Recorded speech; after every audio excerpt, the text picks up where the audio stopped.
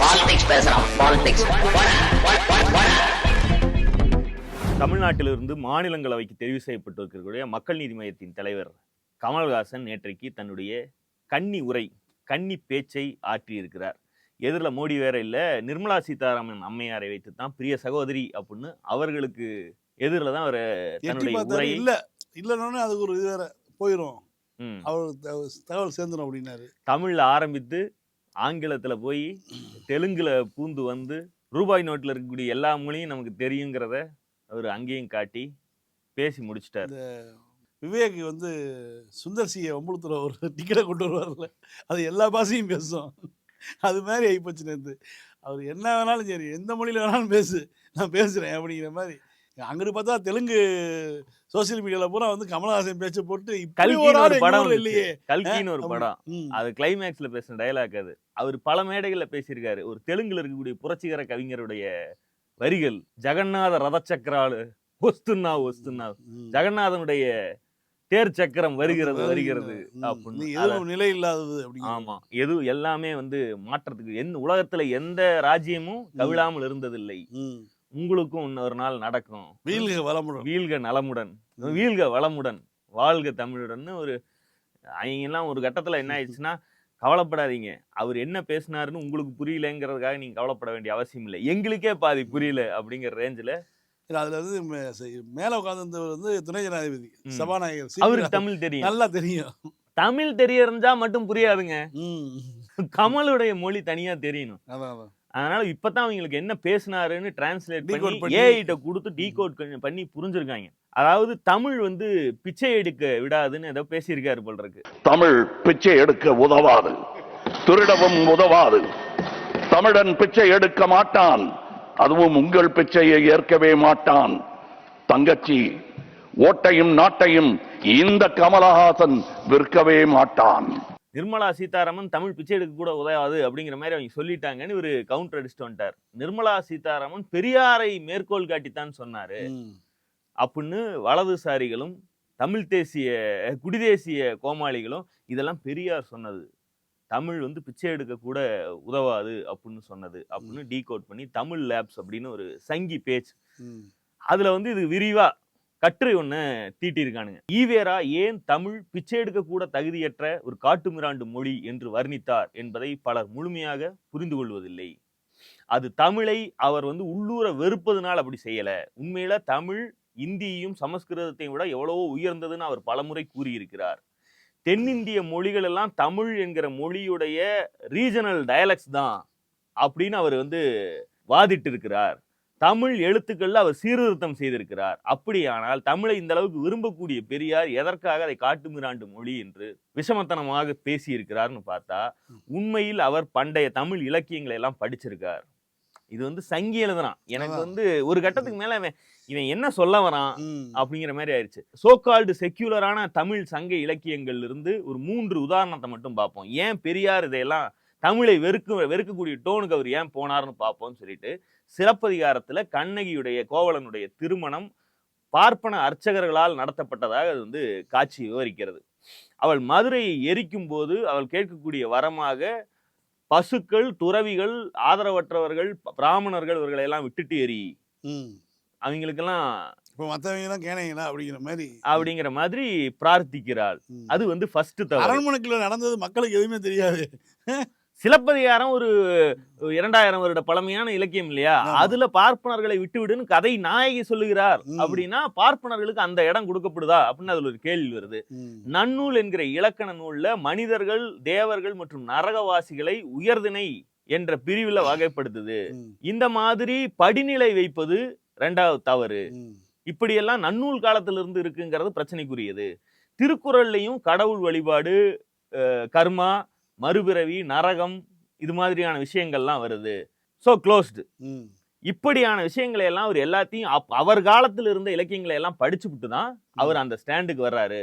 பக்கமாக பண்டைய தமிழ் இலக்கியத்திலிருந்து எல்லாத்தையும் எடுத்து பார்த்தீங்கன்னாலும் இந்த இந்திய மெய்யியலுக்கு இடையில் தமிழ் கலாச்சாரத்துக்கும் இலக்கியத்துக்கும் இந்துத்துவாவுக்கும் பெரிய பிளவுகள் எதுவுமே கிடையாது. அதை பிரிக்கவே முடியாது. அதுதான் பெரியாருடைய பிரச்சனை. தமிழை பெரியார் வெறுக்கவில்லை, அவர் இந்து மதத்தை வெறுத்தார். தர்மம், கர்மா, மறுபிறவி, கடவுள்கள், சடங்குகள், வழிபாடுகள் இவற்றையெல்லாம் உண்மையாக நினைக்கக்கூடிய ஒரு கலாச்சாரத்தை அவருடைய பகுத்தறிவால் ஜீரணித்துக் கொள்ள முடியவில்லை. அவர் இதை தன்னுடைய நாத்திக உலக பார்வையோடு சமரசம் செய்து கொள்ள முடியாதால அவர் உணர்ச்சிகளை விட, மதம்ங்கிறது உணர்ச்சிகளால் ஆனது, அவர் அறிவுசார் நிலைத்தன்மையின் மேலதான் அவர்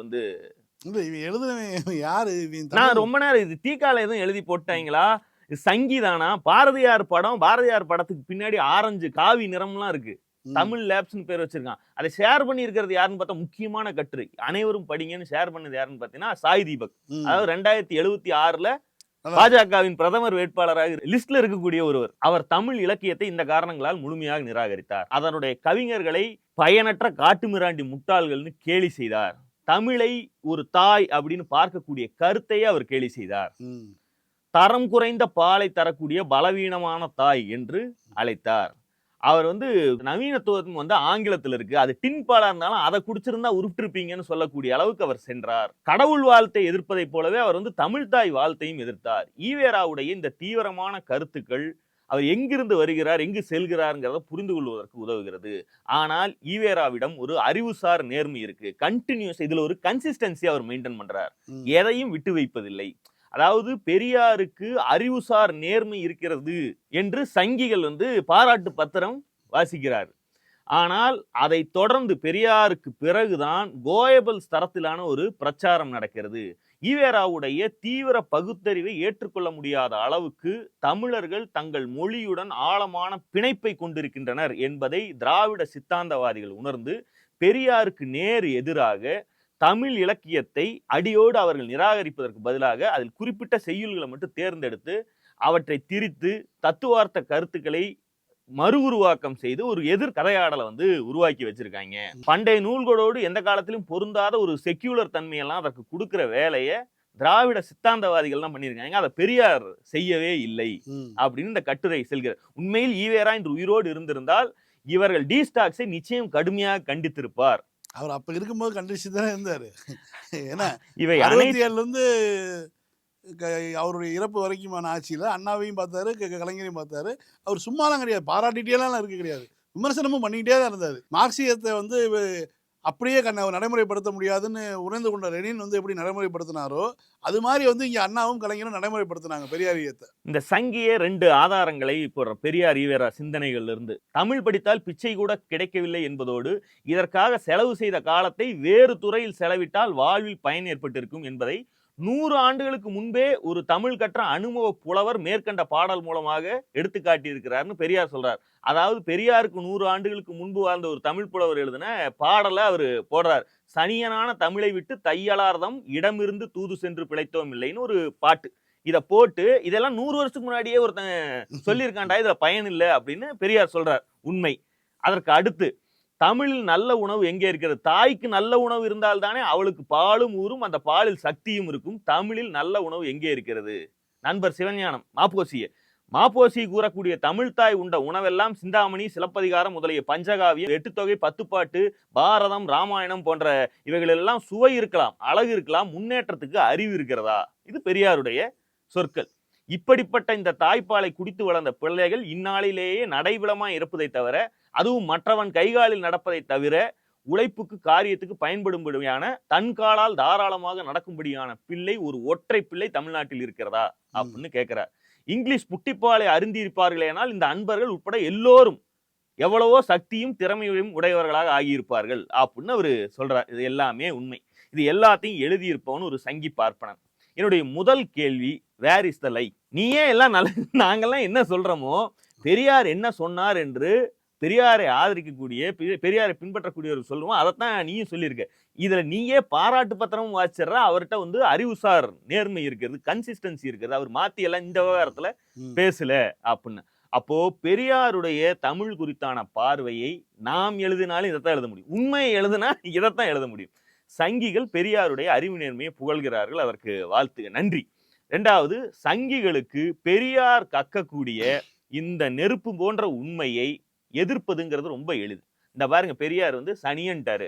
பெரியார் சனியன்னு சொன்ன, சனியன்னு ஒரு தமிழ் புலவன் எனக்கு 100 ஆண்டுகளுக்கு முன்பே சொல்லி இருக்கான் பாருன்னு அவர் மேற்கோள் காட்டுறார். ரெண்டாவது சனியன்கிறதே ஒரு புராண வைதிக கான்செப்ட். அதையும் பெரியார் உதாரணமா சொல்ல போறார். அது ஒருத்தன் சொல்லியிருக்கான்னு அவர் எடுத்து காட்டுறார். இதையெல்லாம் திரித்து இது போல பெரியார் சனின்னு சொல்லிட்டாரு சொல்லி சாதாரண பாமர மக்களிடம் பெரியாரை வில்லனாக்குவது சங்கிகளுக்கு காலகாலமாக எளிதான ஒரு விஷயம். யதார்த்தவாதி, வெகுஜன விரோதி அப்படி மாற்றி விடலாம் அப்படின்னு அவங்க நினைக்கிறாங்க. ட்விஸ்ட் என்னன்னா, பெரியாரை தவிர பெரியாரை பின்பற்றியவர்கள் எல்லோரும் பெரியாருடைய சீடர்கள் தமிழை ஆயுதமாக மாற்றுகின்றனர். சங்க இலக்கிய காலத்திலேயே இவங்க சொல்றதெல்லாம் உண்மைதான். இன்னும் சொல்லப்போனா தொல்காப்பியத்திலேயே முதல் தமிழ் நூலாக சொல்லப்படுகிற தொல்காப்பியத்திலேயே பார்ப்பன ஊடுருவலுக்கான எச்சங்கள்லாம் இருக்கு. அப்படி இருக்கக்கூடிய தமிழை எந்த தமிழில் பாடல்கள் புனைந்து தமிழ்நாட்டில் இருக்கக்கூடிய பெரும்பாலான மக்கள் சூத்திர மக்கள் என்று வர்ணாசிரம கோட்பாடு வரையறுக்கிறதோ அந்த தமிழையே வடமொழி நீக்கி ஒரு ஆயுதமாக்கி கூர்தீட்டி பார்ப்பனருடைய வேரிலேயே பாய்ச்சக்கூடிய வேலையை பெரியாருக்கு பின் வந்து அவருடைய சீடர்கள் செய்கிறார். அவர்களை தான் இங்க டீஸ்டாக்னு இந்த கட்டுரை கருவுது. எனவேதான் பெரியாருடைய அறிவு நேர்மையை புகழக்கூடிய இந்த பிராண சங்கடமான நிலைமைக்கு இன்றைக்கு சங்கிகள் சேர்ந்திருக்கிறார். பெரியாரை பொறுத்த வரைக்கும் பார்ப்பனிய வைதிக சார்பு கொண்ட எதையும் அவர் விட்டு வைத்ததில்லை. அந்த வாசம் அடிச்சா மட்டுமே போதும், அதை முற்றாக எதிர்நிலைக்கு தள்ளி உதைப்பதற்கு அவர் என்றைக்கும் தயங்கியதே இல்லை. அதுல தமிழும் விதிவிலக்கல்ல. தமிழின் மீது பார்ப்பனிய கரை படிந்திருக்கிறது அப்படிங்கறதான் பெரியாருடைய அசைக்க முடியாத குற்றச்சாட்டு. பார்ப்பனியத்தின் பிடியில் தமிழ் சிக்குண்டு இருக்கிறது என்கிற பார்வை சங்க இலக்கியங்கள் கிடைக்க தொடங்கிய காலங்கொட்டு, இப்ப லார்ட் எல்லிஸ் கிட்ட திருக்குறள் கிடைக்கிற காலங்கொட்டு அதுதான் சங்க இலக்கியங்கள் வெவ்வேறு மடங்கள்லையும் சைவ மடாலயங்கள்லையும் ஓலைச்சுவடிகளாக இருக்கு. அதெல்லாம் ஒன்னொன்னா கிடைக்கக்கூடிய காலம் தொட்டே பார்ப்பனியத்தின் பிடியில் தமிழ் சிக்குண்டு இருக்கிறது, அதை மீட்டெடுக்க வேண்டும் அப்படிங்கிற பார்வை தொடங்கிருச்சு. சிவை தாமோதரம் பிள்ளையாகட்டும், பரிதிமார் கலைஞராகட்டும், மறைமடிகளாகட்டும், தேவனையை பாராட்டும், இவங்க எல்லாம் இதே பார்வையில தான் பார்ப்பனிய பிடியிலிருந்து தமிழ் இலக்கியங்களை மீட்டெடுக்க வேண்டும்ங்கிற இடத்துல கலாச்சார தளத்துல தொடர்ச்சியா செயல்பட்டு வந்தாங்க. தமிழ் நூல்களுடைய காலத்தை நிர்ணயிக்கிறது அது தொடங்கி பார்ப்பனிய பார்வை இல்லை என்கிற எதிர் கதையாடலை உருவாக்கியதிலையும் இந்த தனித்தமிழ் இயக்க ஆசாமிகளுக்கு பெரிய பங்கு இருக்கிறது. இந்த தரப்பு இவர்களையும் பெரியார் விமர்சித்தார். உண்மைக்கு ஒரே முகம்தான் இருக்கிறது அப்படிங்கிறது அவருடைய பார்வை. நீங்க ஏன் அதை அவங்கிட்ட இருக்கிறது அவனது இல்லை என்னதுன்னு நீங்க சொல்றதுக்கு எதுக்கு முதல்ல போய் வாதம் பண்றீங்கிறதா அவருடைய கேள்வி. அண்ணாவுடைய காலத்தில் புகழ்பெற்ற பெரியாருடைய மேற்கோள் இருக்கு இல்லையா, இலையில சோறு போட்டு ஓரத்துல நரகல் வச்சிருக்கு. ஏன்னா தமிழ்ல நல்லவே இல்லையா அப்படின்னா, நல்லதெல்லாம் இருக்குங்க, சோறு போட்டிருக்குங்க, எல்லாம் இருக்குங்க, ஓரத்துல நரகல் இருக்குங்க அப்படிங்கிற மாதிரி தான் தமிழ் இலக்கியங்களை அவர் டீல் பண்ணார். அதன் பிறகு அண்ணாவுடைய திமுக, அண்ணா காலத்தில் அண்ணாவுடைய தளபதிகள் இதில் இரண்டாவது தரப்பை, இந்த தனித்தமிழ் இயக்க ஆர்வலர்களுடைய தரப்பை தங்களுடைய ஆயுதமாக மாற்றுகிறார்கள். இதுல அவங்களுக்கும் பங்கு இருக்கு. வேற வேலை வச்சிருக்கீங்களா? அப்போ இந்தி எதிர்ப்பு திராவிட அரசியல் எல்லாம் திமுகவோடு பெரியார் உடன்பட்டாலும் அப்போது வரையிலும் கூட திமுகவை கண்ணீர் துளிகள் என்றும் தாய்ப்பால் பைத்தியம் என்றும் கிண்டல் செய்வதை பெரியார் தொடர்ச்சியா செய்துட்டே வந்தார். கடைசி வரைக்கும் அந்த விஷயத்துல அவர் விட்டு கொடுக்க தயாரில்லை. வேச தமிழரை அல்ல உண்மை தமிழரை கேட்கிறேன் சொல்லுங்கள் அப்படின்னு தான் கேள்வி அவர் முன்வைக்கிறார். தமிழ் காட்டு மிராண்டி காலத்து மொழியாக இருக்கிறது, நவீன வாழ்க்கைக்கு ஏற்ற தகவமைவு அதற்கு இல்லை என்றால் என்ன பயன் அப்படிங்கறதான் அவருடைய கேள்வி. புலவர்களுக்கு சொந்த புத்தி இல்லை கிடையாது, புலவர்கள் புழுகினிகள் அப்படின்னு இலங்கை தமிழ் அறிஞர் அப்போ இவருடைய சீடர்கள் ஒருத்தர், ஆறுமுக நாவலருடைய சிஷ்யருக்கு சிஷ்யர் கதிரவேர் பிள்ளை, இந்த கதிரவேர் பிள்ளைகிட்டயே வச்சு வீட்டுக்கு வந்திருக்காரு. பால் ஒரு டம்ளர் கொடுத்துட்டு புலவனுங்கெல்லாம் புழுகினிகன்னு பெரியார் சொல்றாரு, தமிழ் புலவங்க. அதுக்கப்புறம் அவர் குடிச்ச பாலை விரல விட்டு வாந்தி எடுத்துட்டு போனாரு அப்படிங்கறத ஈவேரா சிந்தனையில அவரே பதிவு செய்யறாரு. இந்த வேலையெல்லாம் ஒரு தொடர்ச்சியா பண்ணிட்டு தான் இருக்காரு. அன்னக்காவடிகளா இருக்கக்கூடிய பஞ்சாங்க பார்ப்பான் ஆங்கிலம் படுத்தி நீதிபதி ஆகி கொண்டிருக்கிறான். நீ என்ன ஆன? பெரியாருடைய அக்கறைங்கிறது இதுதான், இந்த இடத்துல தான் இருக்கு. கிறுக்கன் பாரதிக்கு உண்டான மதிப்பில் 100ல் 1 பங்காவது இப்ப நான் பட்டியலிட்டம் பாத்தீங்களா தனித்தமிழ் இயக்க ஆர்வலர்கள் இவங்களுக்கு கிடைச்சிருக்கா? முன்ன இருந்தவனுங்களை விட கொஞ்சம் நல்லா மகிழ்ச்சியா பிழைக்கிறாங்க, வசதியா வாழ்றாங்கிறத தவிர என்ன மதிப்பு உண்டாயிற்று அப்படிங்கறதான் பெரியாருடைய கேள்வி. பெரியாருடைய பார்வை இதில் கராரானது. அவருக்கு வெற்றி தேவை கிடையாது. உள்ளத சொல்றேன், கேட்டா கேளு, கேட்காட்டி நாசமா போன்னு திண்ணையில் உட்கார்ந்து கருத்து சொல்கிற ஒரு பெரியவருடைய டோன்ல தான் அவர் இதை அணுகுவார். ஆனால் மருந்து கசந்தாலும் தேனூற்றி தந்தாவது காப்பாற்றக்கூடிய நோக்கம் தேவை திராவிட இயக்க தலைவர்களான அவருடைய சீடர்களுக்கு, அண்ணாவுக்கு, கலைஞருக்கெல்லாம் இருந்தது. அவர்கள் அதை வெற்றிகரமாக செய்தார். அதன் விளைவாகத்தான் இன்னைக்கு பெரியாரை போல நீங்களும் இருந்தால் என்ன, முற்றாக தமிழை காட்டுமிராண்டி மொழி என்று நீங்களும் சொன்னால்தான் என்ன? நாங்க மொத்தமா தமிழையே தூக்கிட்டு போய் தமிழ் வேறு, தமிழ் சிவனுடைய உந்தி வயிற்றிலிருந்து பிறந்ததுன்னு சிம்பிளா முடிச்சிருவோமே அப்படின்னு சங்கிகள் அலறுவதற்கான காரணம் இதுதான். அப்ப எவ்வளவு வெற்றிகரமாக அவர்கள் பிடியில் இருந்த தமிழை இழுத்து கொண்டு வந்து தங்களுடைய ஆயுதமாக மாற்றி இருக்கிறார்கள் இவங்களுடைய இந்த ஒப்பாரி ஒரு சான்று. கமலஹாசன் நேற்றைக்கு பேசிய பேச்சிலிருந்து அதுல உண்மை இருக்கிறதா பொய் இருக்கிறதா அவரு நிர்மலா சீதாராமன் பேசிய தவறுதலா புரிந்து கொண்டு பேசினாராங்க ரெண்டாவது. ஆனா கமலஹாசன் என்கிற பிரபலமான நடிகர் நாடாளுமன்ற ஜனநாயகத்தில் பங்கேற்று அங்கு போய் முதலில் கன்னி பேச்சில் இதை அடித்து விட்டாருன்னு ஒட்டுமொத்த சங்கி கொடி. இதுல என்னன்னா அவங்க கமலஹாசனை கோடாரி காம்பா பார்ப்பாங்க. சாதிக்கு ஒருத்தன் ஆசமா போனவன் வந்து சேர்ந்துருவான்டா, நமக்குன்னு வந்து நீ பேசலாமா அப்படின்னு அவங்க வந்து ஒரு பக்கம் கதறி கொண்டிருக்கிறார்கள். ஆமா, அதுல குறிப்பா வந்து அண்ணாவின் மகன் நான் அப்படின்னு அங்க சொல்லும் போது அது நல்லா இருந்துச்சு நமக்கு. நாம வந்து இதுல வந்து பாப்கார்ன் எடுத்து வைத்துக் கொண்டு வேடிக்கை தான் பார்க்க வேண்டும். மீண்டும் சந்திப்போம். லைக் பண்ணுங்க, ஷேர் பண்ணுங்க, சப்ஸ்கிரைப் பண்ணுங்க, கமெண்ட் பண்ணுங்க. பாய். பாலிடிக்ஸ் பேசுறான், பாலிடிக்ஸ்.